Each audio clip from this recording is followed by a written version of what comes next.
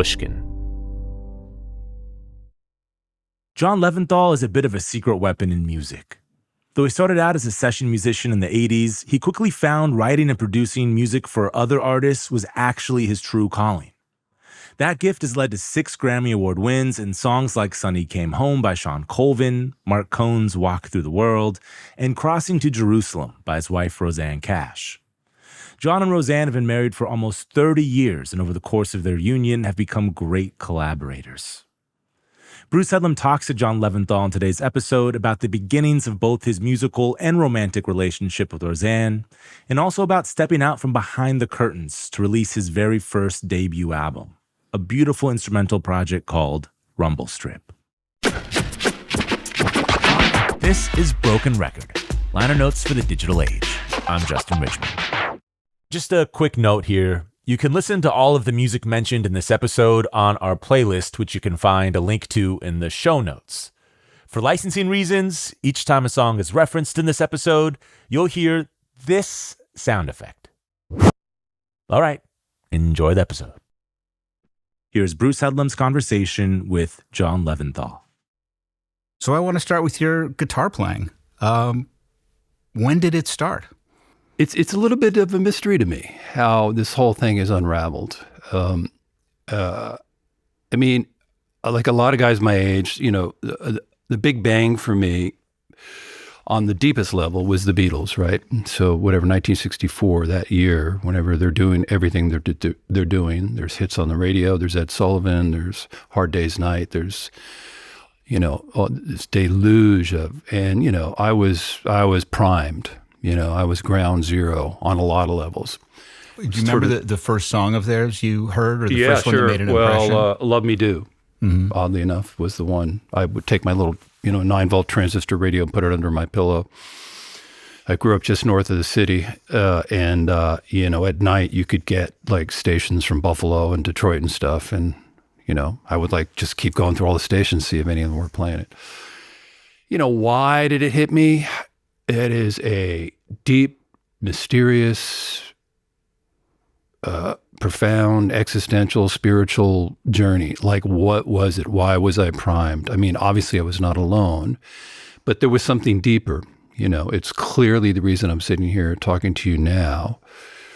I mean, I love the Beatles. I don't think I've ever been a Beatle obsessive like a lot of people are. I mean, I've taken the time as a professional to sort of learn what I need to learn, right, on a lot of levels, songwriting-wise, musician-wise, record-making-wise. But they hit me hot and heavy, and they just kind of opened the door. It's like Dorothy and the Wizard of Oz. It literally felt like my world went from black and white to color. And they provided something. They provided a visceral energy. They provided a focus, like I wanted to hear Beatle tunes before school, after school. And then, of course, they opened the door to all music for me, really. But there was zero template to be a professional musician, particularly a professional popular musician, let alone a rock and roll, like roots music musician, of which that term obviously didn't exist. We would have called it folk music or something, right? So I slowly started playing guitar, and honestly and truly, this is makes me kind of a weirdo, but I graduated from college and I bought an electric guitar my senior year of college. So I'm 20 years old. It's my first electric guitar. I had an acoustic guitar. Do you remember what the acoustic was? Yeah. It was my dad, we shared the cost of a Gibson J50. So it would have been like a 1968 J50, which was then stolen like my sophomore year in college. So then I didn't have any guitar for a year. And then I bought a Gibson 335 my senior year in college. And the thought there was I'd met a couple of guys who played. I was not a good musician or anything. And I started playing with these guys. Graduated from college, literally clueless as to what to do. What am I going to do with my life? Should I go to law school because that's some kind of vague expectation of a profession? Or anyway, I decided to take a year off and play music with these guys. And as I say, that year is now literally turned into a half century. So it was a good year off. It really was like the best year off anybody could take. And then, man, I just got really lucky. I fell in with some older, really good, seasoned musicians. I must have had kind of an intuitive feel for the thing, a certain innate musicality, which I believe I did have. It took a while to figure out how to get it out and how to use it and how to use it in professional situations and in sideman situations and guitar solos and songwriting and then ultimately playing on recordings. It's a process. And then, lucky me, in the New York area, there were a lot of musicians, and I had always written songs, and basically by the early 80s, I had fallen in with Shawn Colvin and Jim Lauderdale. And we wrote songs, not the three of us together. I wrote songs with Shawn Colvin, I wrote songs with Jim Lauderdale, and, 7 years later, I ended up producing both their debut records. And all of a sudden, I was a record producer, There had been one little moment in there. So I was making my living. So, let's get back to your guitar thing. Like, how did you, start playing guitar? I was making my living as a guitar player, I would say from 1977 to 1987 till I produced these records. So for 10 years, I did the sideman thing, and it was starting to move into the session player thing. And what was that like? Was it a union card? Somebody calls? At that point, you had to, you definitely had to be in the union because all record dates were union dates, right? Mm-hmm. And then there was a very, very thriving jingle scene here in New York in the 70s and 80s, and that was a lot of bread and butter for a lot of people, including myself. Okay, you have to say, any famous jingles you played on? God, I can't. I'm sure I have in my mind. I mean, in all your major brands, I think at one point or another I played something on. I can't. You can't recall the Frosted Flakes ad. I can't. No, I don't think I want to. But, I was never really happy doing that. I was never really happy being the sideman, session man thing. I mean, I have total respect for cats who can do it. I think that's a real art form, and some guys do it. Now that I hire session guys, I mean, there are guys who really do it well, and it's way beyond their abilities as instrumentalists. It has so much more to do with taste and refinement and self-editing and awareness of everything going on around you. But at some point, I had a little epiphany when I was writing with Shawn Colvin, which was, it's interesting you should point out, so you're hearing me play guitar, and you're like, oh, God, I can't pigeonhole this guy, right? There's all these things going on. That didn't quite work for the session guy thing. You had to kind of hone in on contemporary guitar styles, and I was never really interested in doing that. So what did they want to hear? Well, they, you had to sound like all the hit records, basically, right? For the most part. I'm talking about the 80s primarily here, because by the 90s, I was sort of out of it, even though I started playing on records, but that was through my record production. Other people, whatever, Jackson Browne, Bruce Hornsby, Willie Nelson. I mean, I started playing on other people's records, but that was after I had become a producer. The epiphany I had was with Colvin, because we had tried to write songs for quite a while, and they were okay. They were like well done, but there was something missing. And the thing that was really missing was the two of us just being the two of us. And part of that was this kind of tacit understanding of letting go of being commercial and sort of embracing your eccentricities, embracing what makes you different and weird, and embracing and being aware of your limitations, and a kind of a way in which you take your limitations and try to nudge it toward being a style and a voice, and hopefully that's compelling and different and filled with emotion and soul and stuff. I can't say that it happened quickly like that, but it definitely did for both Colvin and I, and then we started writing much more interesting tunes. It's interesting you say you push your limitations to come up with a style. Most people would think you push your strengths to come up with a style. No, it's interesting. Well, I mean, I think so, maybe to articulate it clearly, it's making your limitations your strengths. It's taking the things that make you different, that are quirky, that are stylistic, but you like and you feel are expressive, and they're saying something that feels totally connected to you. And then you turn them into the hand that you play, right? Instead of trying to sound like these 4 guys or write songs like these 20 guys or produce records like these guys, you kind of try. It's a process. Mm-hmm. Very few people get it on the first thing, but there are elements of it in the first Shawn Colvin record I produced called Steady On, which is a record I noticed a lot of musicians like. like Sarah Jarosz, who we were talking about before we started, had said that record hit her hot and heavy. And she's not alone. I've heard this from a lot of younger people. So there was something weird and quirky about it. It didn't sound like everything else. And so I think that was sort of the liberating moment for me, where I could let go of self-imposed expectations, stylistic, musical expectations that I had thought were around, because New York was also a really competitive town. There's a lot of good musicians, a lot of people making records, a lot of people with big egos and big opinions, let alone record companies, and And so I just nudged toward this quirkier, really eclectic thing where I feel like everything I do is informed by lots of different things. And really my guitar playing, it's informed by so much. I mean, it's kind of endless. Can you tell me a few of the things that were really formative for your guitar playing? I knew you were going to ask me this. It's so vast that I don't think I can really comprehend it. And there are times where I recognize, like I'll play a little solo guitar for you at some point, and I recognize that for me, part of that piece is coming from Ry Cooder, who left a big imprint on me. I mean, there's so many musicians, and not necessarily guitar players, who left an imprint on me. I mean, there are endless number of guitar players. I mean, all the guys who played on records, the Beatles. I had two particular session players that I really looked up to, who made lots of records in the 60s and 70s, and I was lucky enough to become friendly with both of them.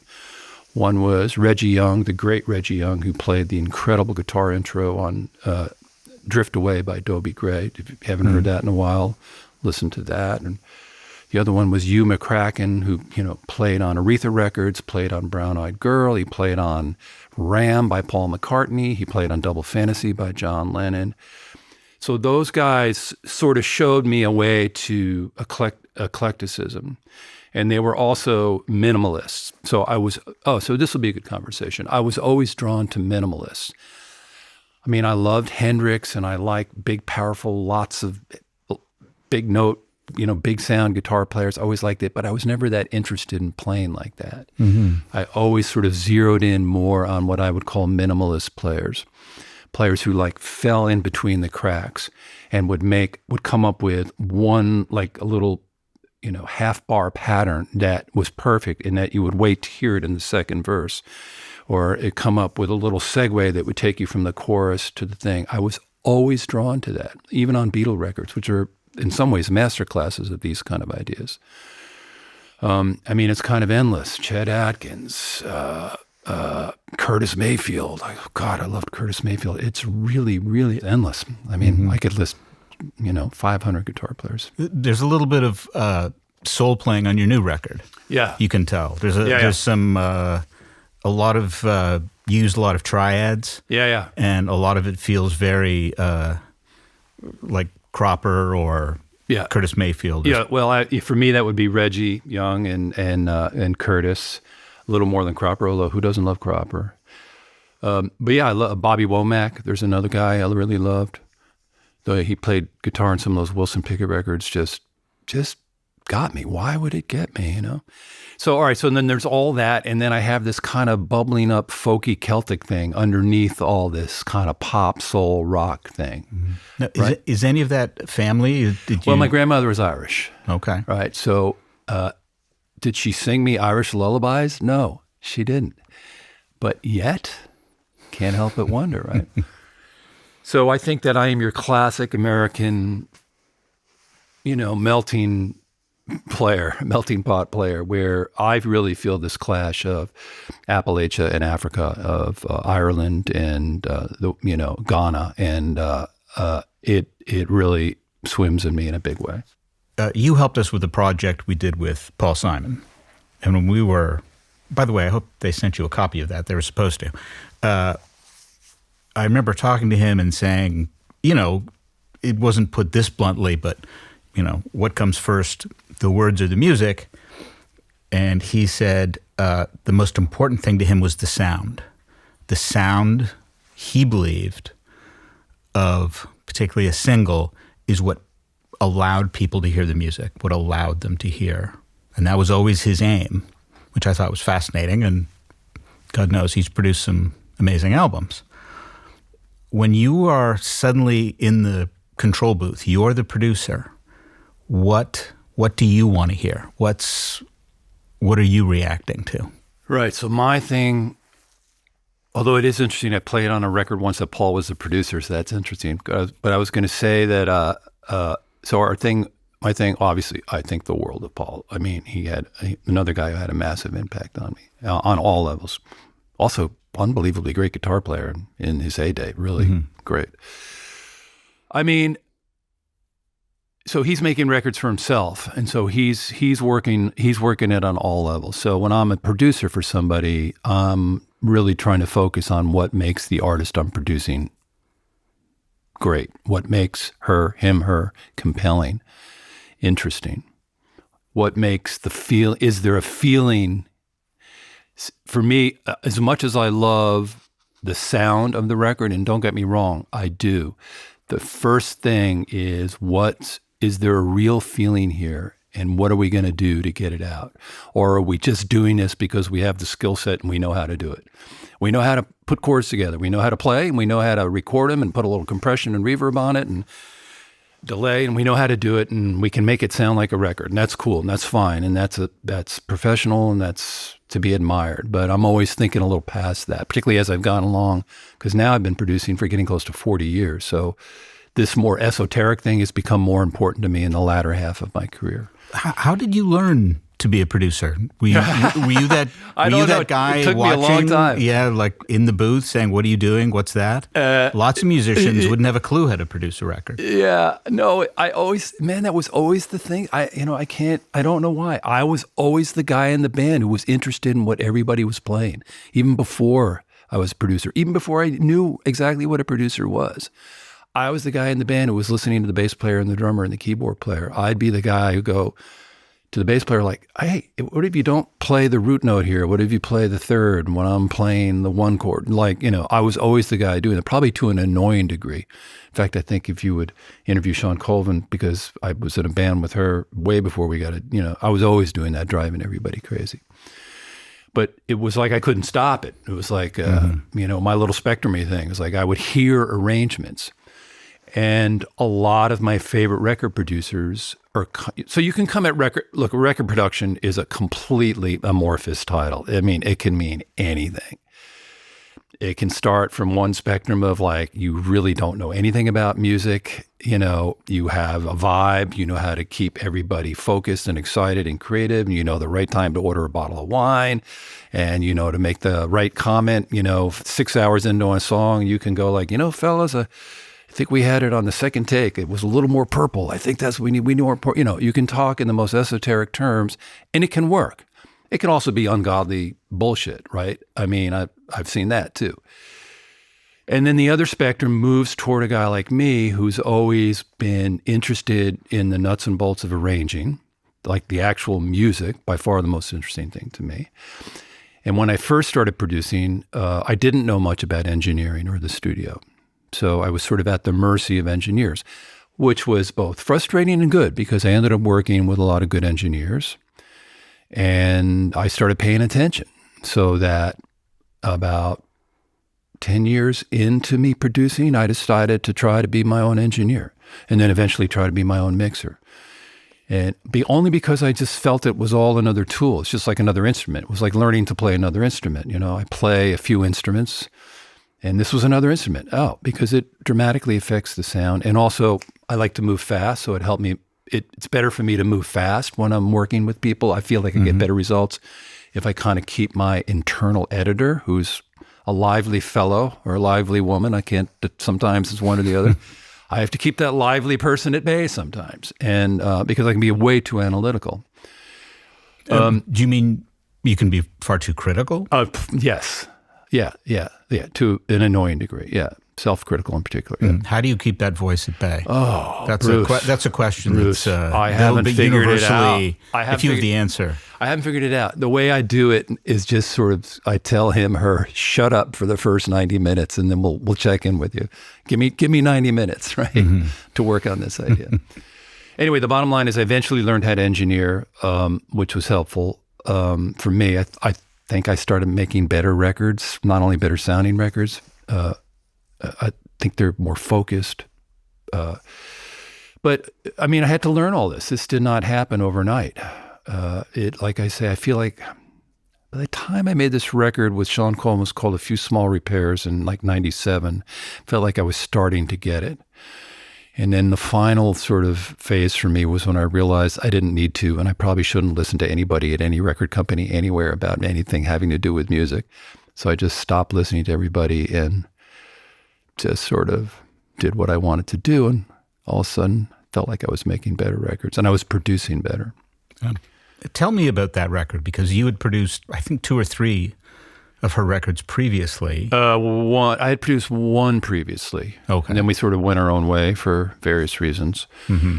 And then she asked me to come back. That was a great record. It's a landmark record. People really know that record. They know musicians seem to really, they really has a thing. So I'm grateful. What happened going into that record? What, if you could think about what made the magic on that record?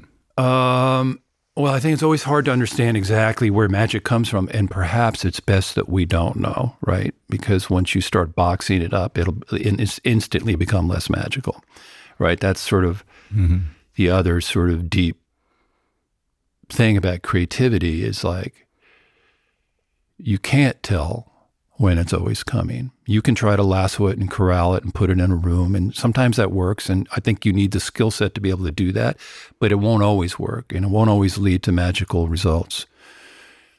You just have to have a relatively in-tune antenna to recognize the magic when it's happening and do your best to friggin' catch it, and just do your best to catch it and grab it. On that record, I knew it was good. I don't always know that. Sometimes they're laborious.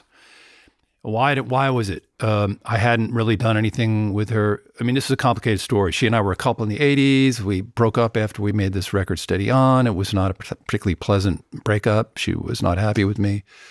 We didn't talk for like 5 years.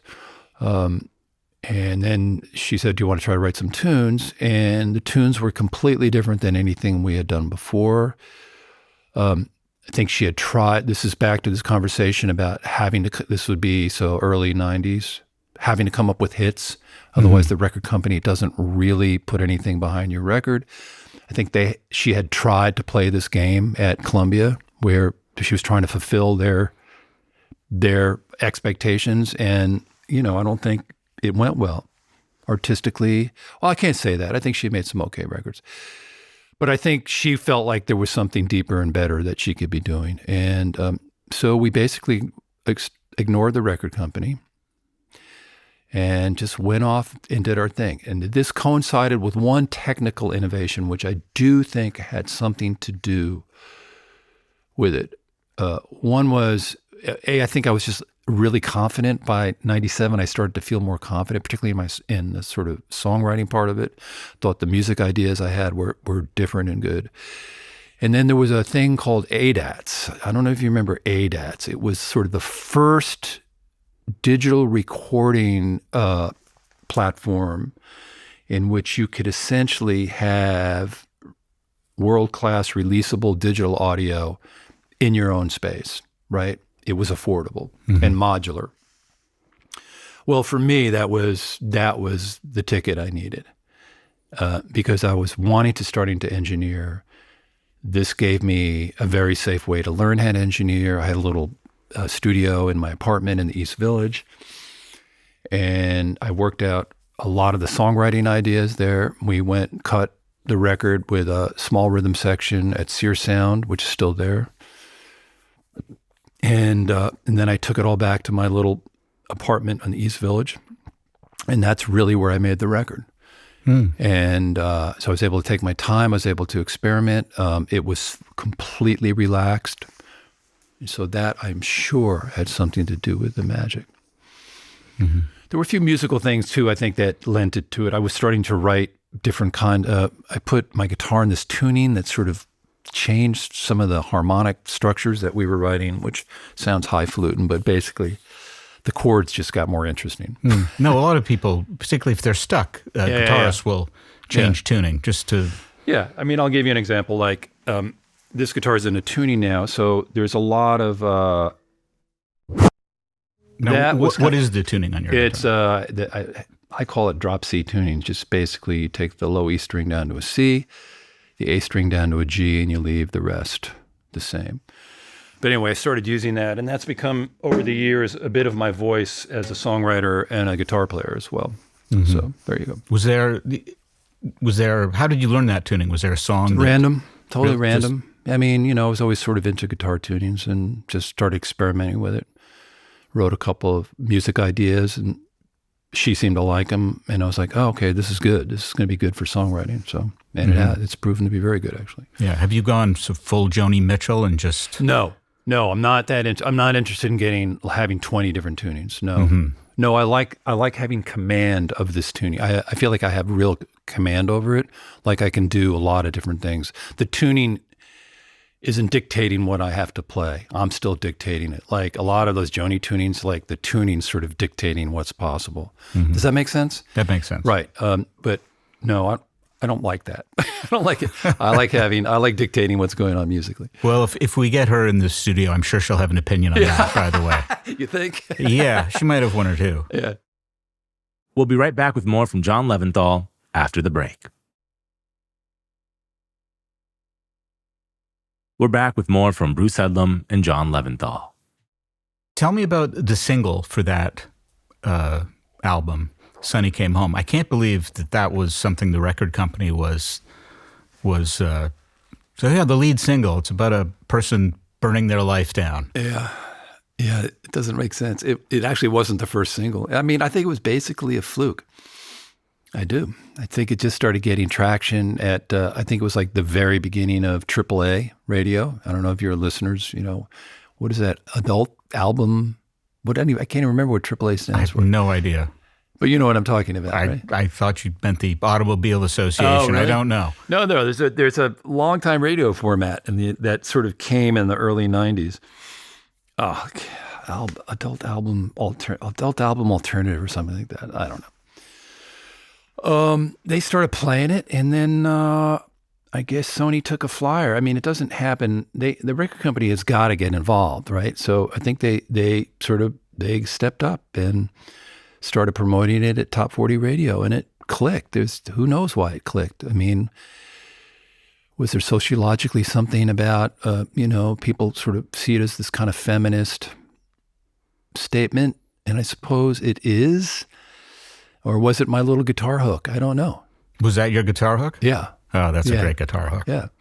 I don't know. Yeah. I mean, I basically had that entire track before we even started. That was just an idea that I had. I had the whole track.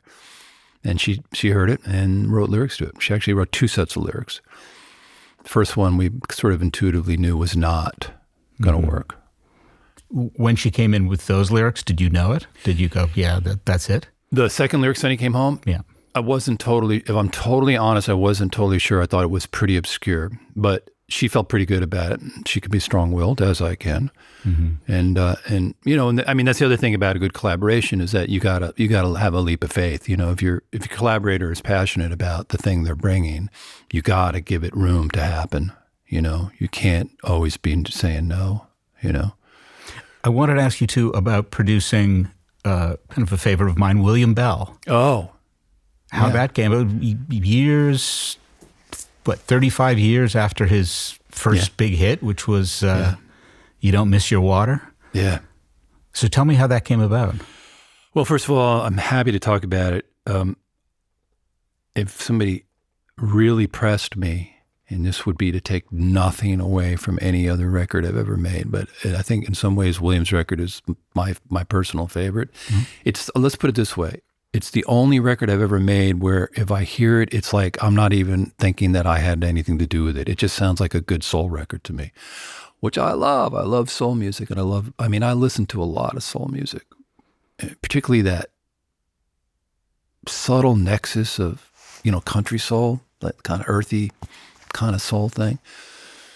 And you can make a case that William had the first record, had, sort of created country soul with You Don't Miss Your Water. How did it come about? It just kind of a fluke. The A&R guy at Stax, which at that time, I think it still is owned by Concord, which is now, I think, owned by Universal, asked me if I'd be interested in doing it. And I got to tell you, it's one of the few times I've been, normally, particularly as I've gone on, I'm like, oh, I might be interested. Well, let me hear a bunch of stuff. And, maybe the artist, my basic rap is, hey, the artist and I should get together for a day and we'll know whether there's, something there. There's no point in getting locked up in a studio for 6 months with somebody until you can tell pretty quickly, or at least I can. But I knew right away. So I was like, yeah, I would love to do it. And the only slight strangeness is that they said, well, they've collected a bunch of songs. I was like, okay, because the first thing I was thinking was, I want to write the songs. Right? Mm-hmm. They sent me the songs and I really didn't like them. They were the thing that I intuitively knew in the first phone call that I shouldn't do, they were overt pastiches and regurgitations of cliches that you had heard way too many times. It's the thing that people do when they want to go back and make those records. They basically try to copy what was done. Now, it's understandable. It's all very seductive language, right? It's like, I love that language, and particularly of musicians and writers of a certain age, it has a deep, strong, nostalgic pull. But I knew that wouldn't work, that it had to feel both modern and rooted in the 50s and 60s and the 70s, in that lyrically it had to have some depth. It had to come from, William at that time was like in his late 70s, and it had to come from the stance of, he's a guy in his late 70s singing songs, as opposed to the lyrics that they sent me, which were lyrics that he should have been singing at 29 or 30. So, but everybody was cool. I just said, like, okay, I'm going to try to write some songs and send William to New York. And William came to New York, and we had a phenomenal day. I had started 3 songs, and I'd started them with my buddy Marc Cohn. If your viewers don't know who had that great record, Walking in Memphis. Mm-hmm. Marc and I are buddies, and we've written songs together for Marc and for other people as well. I said, hey, let's try to start some songs. But I knew I couldn't finish the songs because William's a songwriter. So I wrote just enough. I said, hey, what do you think of this fragment of this song? Where he was interested in finishing it with me. And by the end of the day, I was like, we've got it. By the end of the first day, I had 3 really good songs. And I just said, this is it. It was a breeze. I love William. I still do. Talk to him all the time. Were you sitting at a piano? Did you have guitars? How did you write together? Yeah, so this is interesting. So I built my own studio in 2015. And it's a small but very functional space. And I have a very small console. And by the console, I have a Telecaster and an acoustic guitar and percussion instruments and my bass. In the next room, I have a drum set and a B3 and a piano and a Wurlitzer. And William and I just sat next to each other, and I have a great vocal mic, literally closer than you and I are right now. Bruce and I would say, are like 10 feet apart. William and I are probably like 4 feet apart. And we just keep it incredibly casual. And I'll just start playing something on a guitar, and he'll sing, and there's enough separation that I can get relatively good stuff. And then I would say, like, oh, that's good. Let me throw some drums on this. I go play the drums, and I put a bass on it. And like by the end of the day, I had this song called The Three of Me.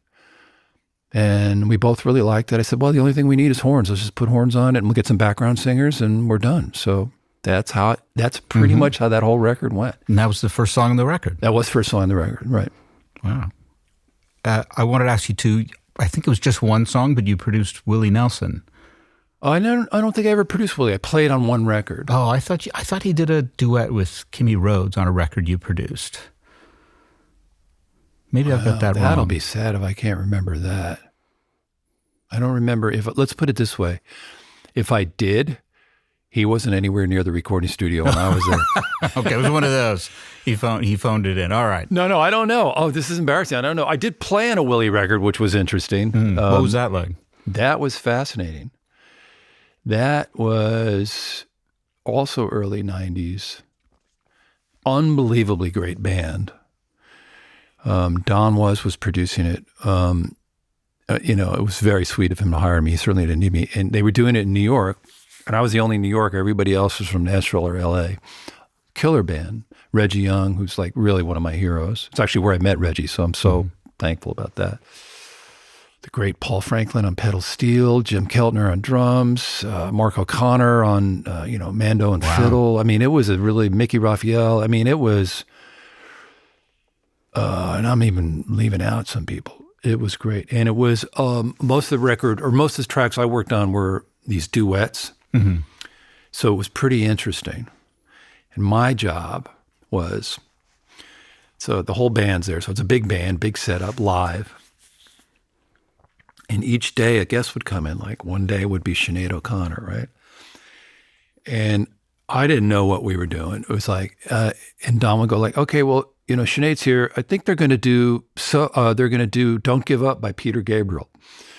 John, do you want to go in the vocal booth with them and with your acoustic guitar and kind of work it out? Now, it's not like going in there and working out like a Harlan Howard song, like a Above and Beyond, like with 3 chords where you can kind of like work it out pretty quick. I mean, Don't Give Up is a pretty deep, intense musical experience. It's some subtle chord movement and dynamics. And it's like, so I'm like, okay.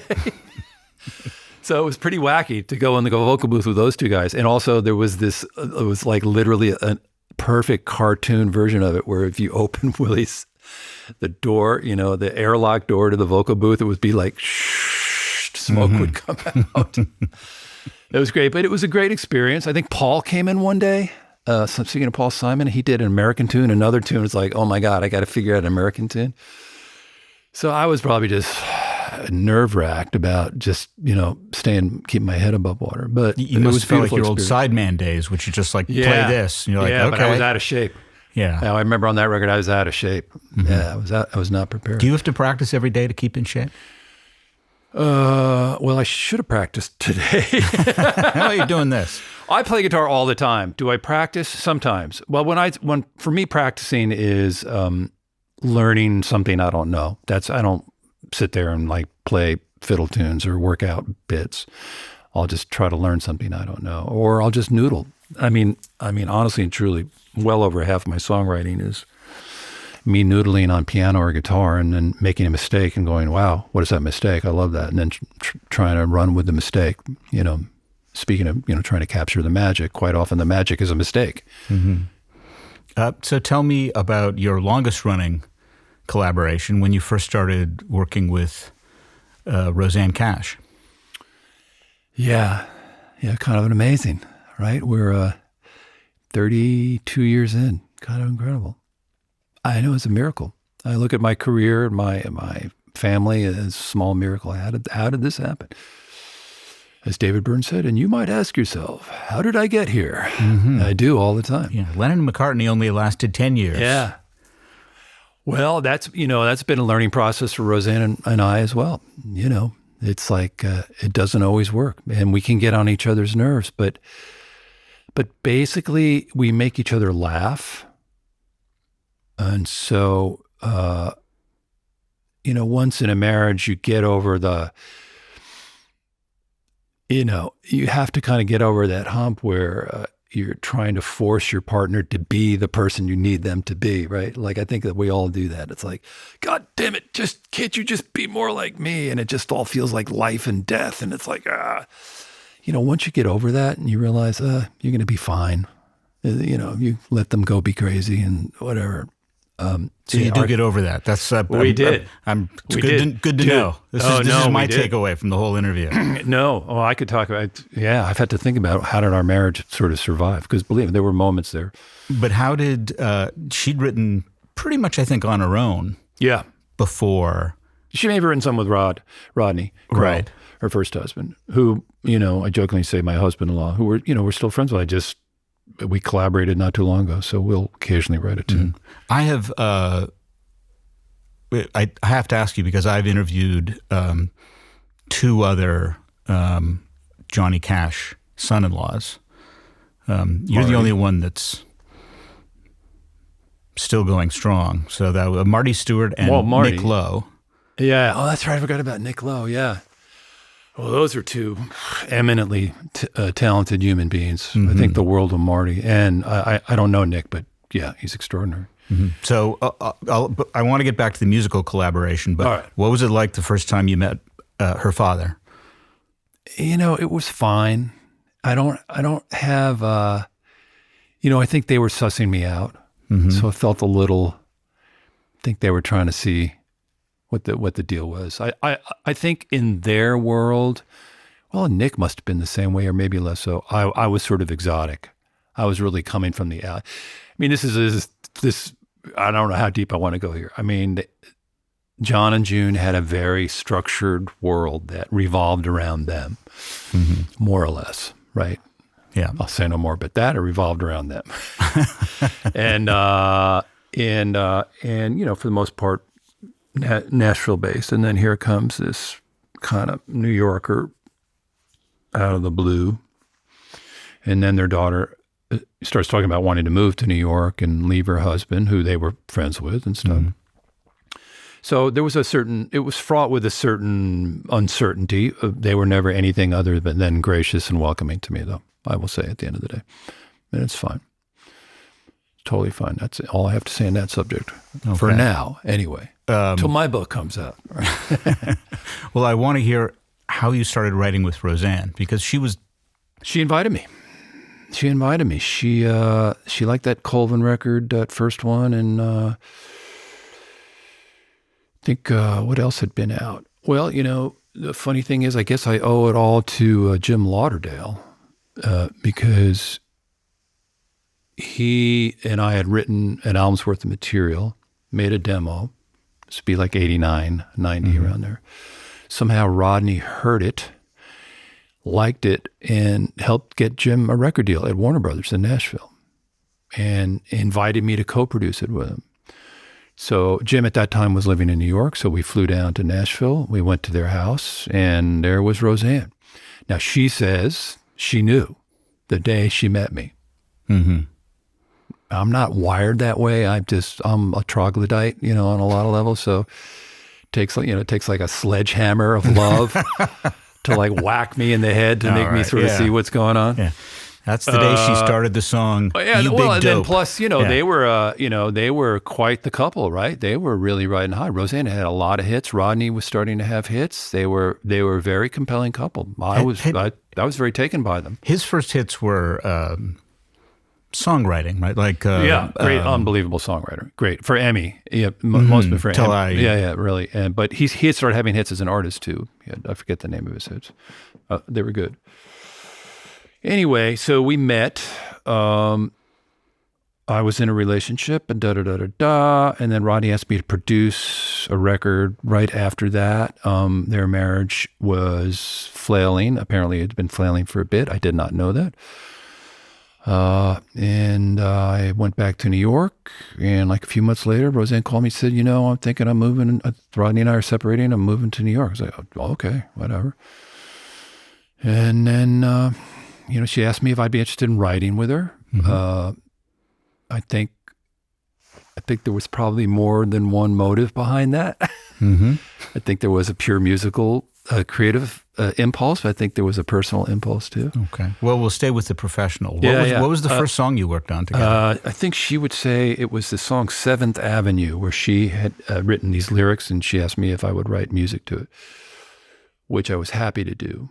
Does that come easily to you? Yes. Someone gives you lyrics? You can... Yeah. How do you walk me through that? It seems the simplest thing in the world. I say easy. I can't guarantee that it's always going to be good, but there's nothing daunting about the process. I actually like it. The reason I like it is, so I do it, okay, I'm going to come back to this, but there's a little bit of a journey, which is I've collaborated with a ton of people now, and I've done it every conceivable way. I've done it this way: hand me a sheet of lyrics, I'll write music to it. I've done it like with Shawn Colvin in the beginning. I would write almost complete pieces of music. Like there's a song called Steady On. I had the whole track. She went off and wrote words to it.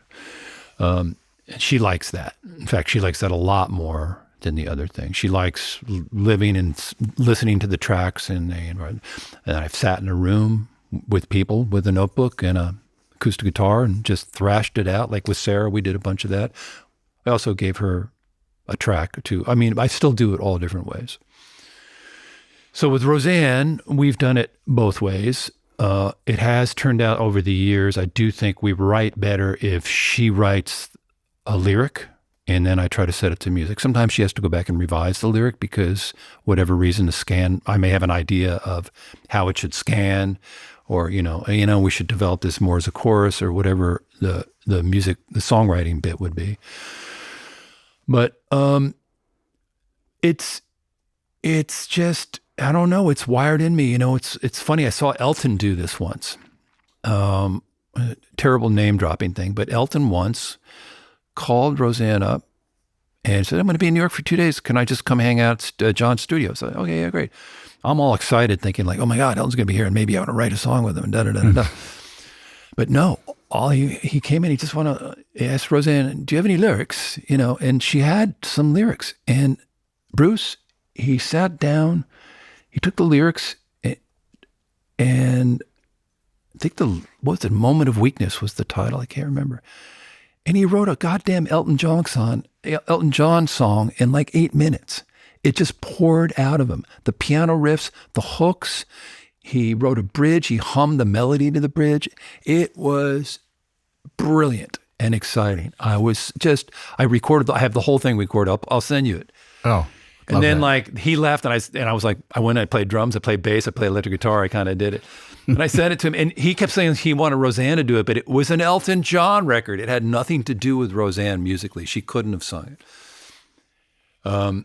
But it's great. So I don't know. There's just some people are wired to do it. I love doing it. And all right, here's the roundabout way. What it does for me is that you can't rely on your preconceived patterns. Like everybody, I have certain things that I kind of move toward. If I'm just playing guitar by myself, there's certain chord sequences or rhythms. There's certain things that are just become part of my DNA and they kind of pour out of me. And I'm not saying they're bad, but sometimes, like anybody, you can get tired of your own stuff. When you have to write somebody's lyric, for me anyway, it just forces you out of your box. You can't rely on your patterns and your cliches. You have to make it work to somebody else's lyric, to somebody else's scan. So to me, that's fun, that's creative. I actually love doing it. Love it, to be honest. And you sit there with the lyrics and a guitar? Yeah. And sometimes it comes super easy. Sometimes it doesn't come super easy. Sometimes it'll come super easy and I'll listen to it the next day and I'll go like, oh, that's not that good. And then I'll try to write it, throw it out and try to write another one until it feels right to me. And is that how your writing has developed over the years? Yeah.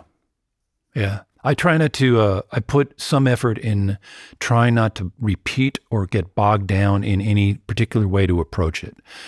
I try to like keep the canvas wide open and all the brushes and all the paints like all different, scattered all over. I don't like the feeling of doing it the same way every time. It's for me, that doesn't work. I need to have different ways in. Do you also change where you record, how you record? Do you give yourself those kinds of challenges? I don't consciously, although it doesn't sound like a bad idea. I have a very comfortable setup, so I have my own recording studio, so very comfortable there. Yeah, no reason to wander out. Yeah. And what, for you guys now, what's the signal between you or the phone call? What is it that says, we got to make a new record? That's a good question. Well, quite often, the contract, like Rosanne is still on a major label, so she actually owes them a record, and we talk about it all the time, but we're not on the same page. I'm in the position of, oddly enough, as a session player, I never wanted to be the guy who had to wait for the phone call, but in some ways, as a producer, I have to wait for the phone call, for artists coming. Sometimes I'll call an artist and say, hey, what are you doing? You want to try to write a song as a kind of first step? Like, we don't even have to think about making a record. Let's see if we can write a song. Like I say, or the phone call, or somebody calls you and says, hey, do you want to produce William Bell? And you can't wait to get started. After this last break, we'll be back with more of Bruce's conversation with John Leventhal. We're back with Bruce Headlam and John Leventhal, who are going to talk about John's new album, Rumble Strip. Well, we should talk about your new record. Yeah, let's do that. I want to know, first of all, how did you end up writing a lot of these songs? It's so, when I was listening to it, I thought, well, it's been so long since, there have been records out with just great guitar playing, like a Leo, Kottke record, yeah. or, Bert Jantz, or any of those guys. I love Bert Jantz. I really did love Bert Jantz. Yeah. That's so cool that you picked up on that. Yeah. Well, I think particularly Leo, a lot of your playing reminded me of Leo Kottke in this record. I like Leo Kottke. I can't say he influenced me, but Bert Jantz definitely did. Yeah. Interesting. Bruce, it's just it's somewhere like 2016 or so. So I write a lot all the time. I'm always writing, And how do you always record what you're doing? I record a lot of it. Mm-hmm. Yeah, I do. I record a lot of it. I don't always like flesh it out into like full productions or anything, but I'll record what I feel inspired to record. Sometimes it's super minimal. Sometimes it is more fleshed out. It's whatever the inspiration leads me to. And that's basically how I do it. And so then a lot of times when I make records with people, I have this sort of, catalog of ideas, and I can play the artist like, I'll try to be thoughtful about it. I'll go through it and, maybe this would be good for Sarah or whatever. And invariably at least one or two are, it's great. But then I have all these ideas, and occasionally I'll listen to them and I go, God, I kind of like them. They're weird, but I kind of like them, and they're, whatever. They're my orphans. They've never found a home. I don't know, about 2016. So at that point, I'm well over 30 years into producing and doing all this. I just think, like Leventhal, do you have the courage to make your own record, I'm very comfortable being a producer. I felt a kind of pull to do it, but I felt a kind of stress about it too, like being the artist with a capital A and having the attention beyond. Is that not something you wanted when you were younger? No, never had it. That's interesting. You didn't want to be the star. Ever had the need to be in the spotlight. Never. No, it was always, I just wanted to be the guy who played good guitar, wrote good songs, and then ultimately the guy who got to make the records, i.e. a record producer. People like Brian Wilson and Burt Bacharach and George Martin. I liked musical record producers. But I didn't have the thing to be in a spotlight. Now, why didn't I? One is, in the typical way that our kind of music is presented, I've never felt super comfortable being the singer. Totally comfortable singing background parts and harmony parts and all that. But I've never I feel like I've developed a voice on the guitar, but I've never really developed a voice on my voice. And as I said, I have a strong internal critic. It's like, it's not good enough. It's not good enough. So, and then if it wasn't going to be a vocal record, well, what would it be? It's like, I'm not enamored of guitar records per se. The idea of me trying to go play some flashy guitar there's templates for this kind of record. I don't really play flashy rockin' guitar. And, I'm a compositional musician, basically, in which I use the guitar as an instrument to express these compositional ideas. I could be a pianist, but I'm more expressive on the guitar. So the bottom line is, it was daunting to try to figure out what it was going to be. But this catalog of ideas kept growing. But I would keep avoiding it. I would go out on the road. I'd produce a record. I'd go to the grocery store, raise children, anything other than confront making my record. And then the pandemic came. And I didn't have any excuses. And in a way, it was perfect because I also threw out any preconceived notion I had of what it was I was supposed to or should or was going to do. And I just started writing. And it was a disorienting time. And I'm sure the time, I live in New York City, everything around me was affecting me. So there was a kind of haunted, uncertain feeling to a lot of stuff. And I can hear it in a lot of the music I wrote. And I just started going down to the studio every day, mostly at night, generally with a glass of amber fluid, and just starting to play and trying to like break up my patterns. Again, I was like, some things I composed as I normally would. Some things I tried not to. I would just turn on the tape machine, start playing and improvising and try to just navigate my way through creating a record. What was a good example of that? The title track, Rumble Strip. That was something I just went down. I started playing an incredibly simple riff, something along those lines. And, 5 hours later, I had a track and it sort of led itself. I didn't really control it. Other things, I'll play a solo guitar piece that feels composed, right? That I organized and it felt like that. And then, there were some vocal tunes. So I felt compelled to like step up to the plate and try singing and see how it went. So I wrote a tune with my wife, Rosanne. I wrote a tune with Marc Cohn that, interestingly enough, we had, I don't want to get too sidetracked here. I had mixed Dr. John's last record. And sadly, he passed away right after I finished. And so I had an idea of writing a song for him, but it wasn't meant to be for various reasons. But I was left with a lyric about an aging musician. Well, when I started thinking about my record, I thought, well, you qualify, Leventhal.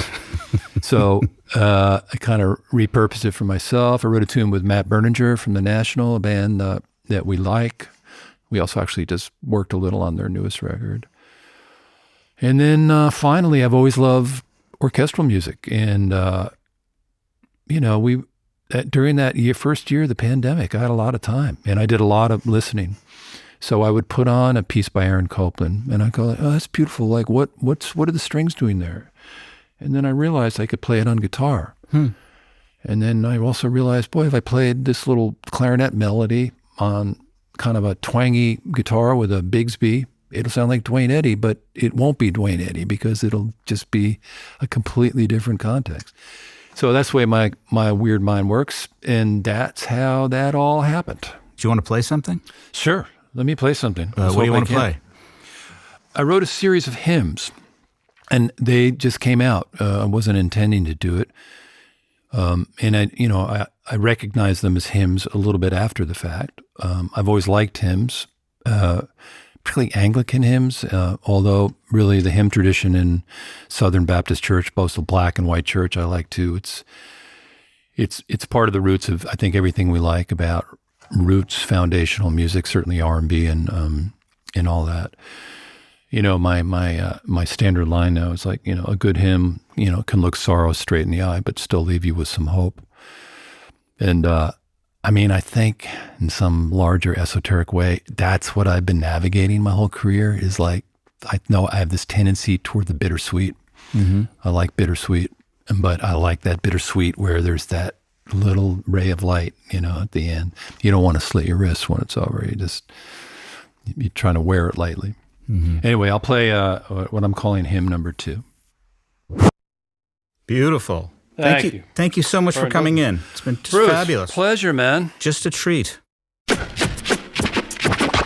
Thanks to John Leventhal for playing some of his new album, Rumble Strip, for us. You can hear a playlist of all of our favorite John Leventhal written, produced, or arranged songs at brokenrecordpodcast.com. You can follow us on Twitter at Broken Record. Broken Record is produced and edited by Leah Rose with marketing help from Eric Sandler and Jordan McMillan. Our engineer is Ben Tolliday. Broken Record is a production of Pushkin Industries. And if you like this show, please remember to share, rate, and review us on your podcast app. Our theme music's by Kenny Beats. I'm Justin Richmond.